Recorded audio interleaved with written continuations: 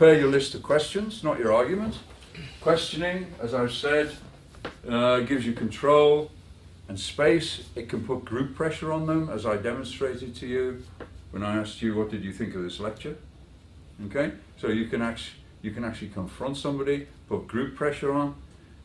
You try to draw out all their arguments. You know, are there any other reasons? Is that all you have? In order to find the weak ones. And most people will give you more and more because they think the more you give, the stronger your case. No. The more you give, the more targets you present. Okay. Always answer a question with a question. Okay. Professional negotiators will say things like, whoa, we're not answering that question, Robin. We've already answered 3 of your questions. It's time now for you to answer one of ours. Robin, no. What's your view on this? Okay, so you answer a question with a question. So negotiators will negotiate whose turn it is to answer whose question. That's very well known as a tactic.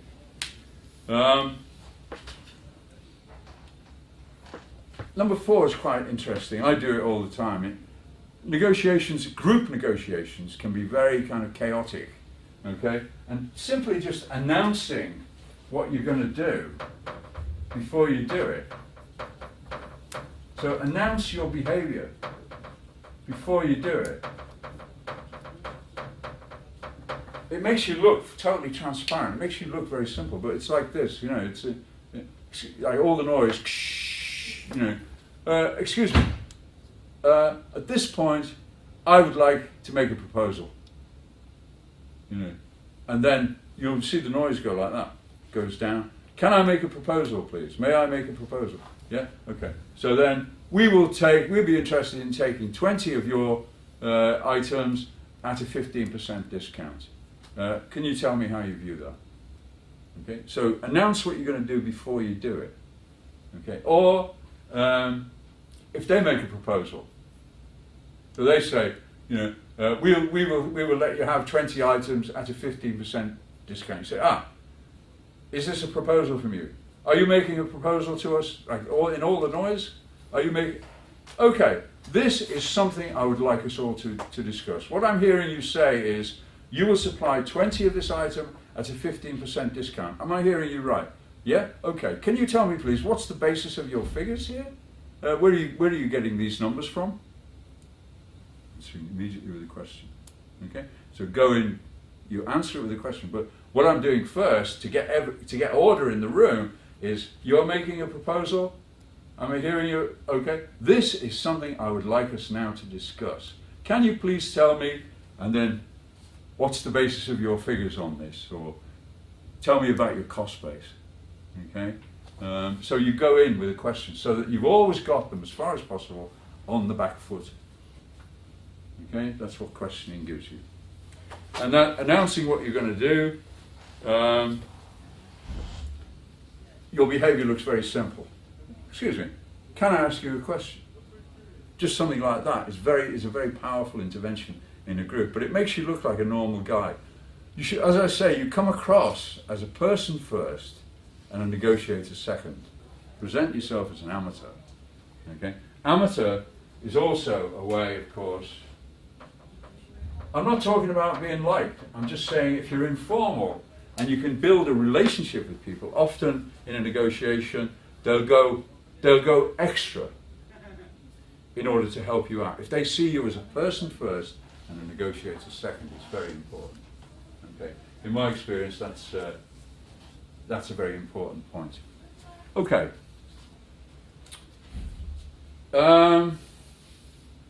Aggression. If somebody's going to be aggressive, I've already talked about it, make sure it's not you. Normally aggression starts by signaling, it's a spiral. One side says, and the other side goes, back, and then it builds up. Okay? The way you deal with aggression is by listening and paraphrasing. If someone's being really aggressive to you, okay, then you very gently repeat back to them what you're hearing them say. And check, am I understanding you right?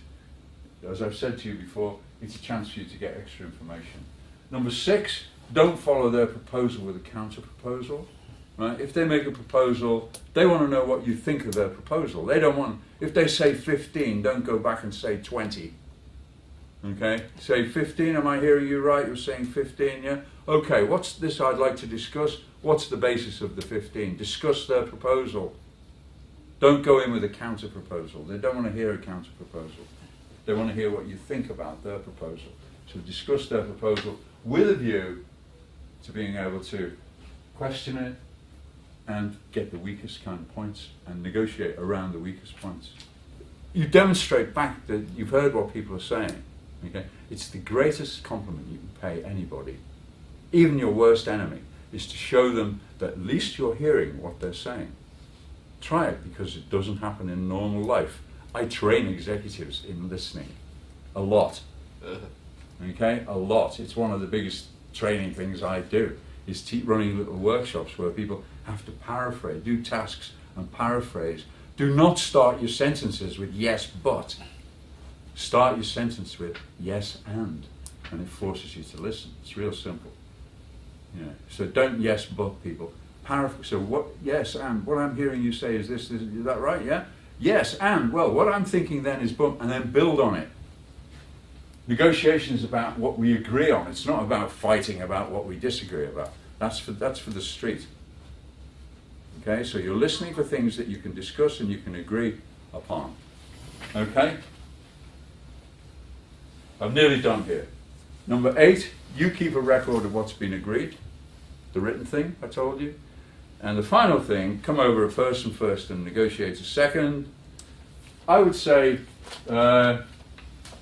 when you do these things, a good negotiator, when you see a good negotiator, this is my kind of metaphor for a negotiator, a good one.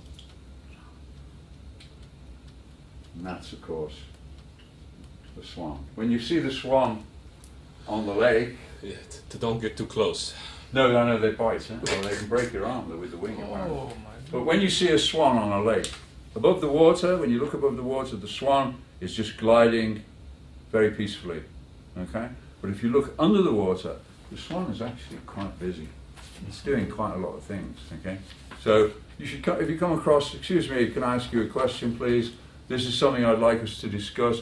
Those kinds of behaviors will make you seem very normal, very natural, very amateur, very normal sort of person, okay? It's not weak.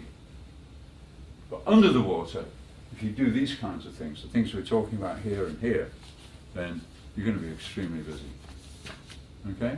So that's a kind of a potted lecture on how to be more effective. That should help you, either in negotiating a second-hand car or in negotiating the start of a long-term business relationship. The other thing I assume with all my students is everybody I meet wants to be successful, and everybody I meet is doing the best they can with whatever they've got. One first assumption about all my students. And the second thing is, I expect to see you for the rest of my life at some point or another. So in other words, every business relationship I have or every professional relationship I have, I assume it's going to be a long-term one. Okay, so it's, and that really gives me a win-win kind of spirit, and it also opens me. I'm not afraid of you, because I know that actually I want to do a deal that's good for you and good for me. You know what I mean? So it's, that's a very good win-win spirit. But even so, if they're trying win-lose, if you really feel that they're trying to get you, then I think what I've just told you should enable you to at least defend yourself and defend the people that you're representing. Some good basic stuff. All right? That's the end of the lecture that I wanted to give you. Thank you very much indeed.